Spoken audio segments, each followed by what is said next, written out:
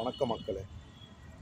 அரசு மதுபான கடையில் மது வாங்கி குடித்துவிட்டு ஒரு குடிகாரர் அருவாளை எடுத்து இருவரை வெட்டியுள்ளார். அவர் வெட்டியதில் இருவரும் உயிரிழந்து விட்டனர்.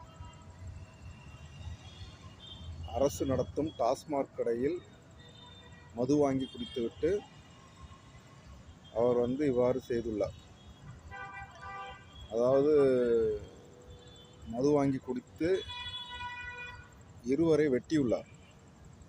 அருவாள் எடுத்து இருவரை வெட்டியுள்ளார் ஒரு குடிகாரர். ஐயையோ,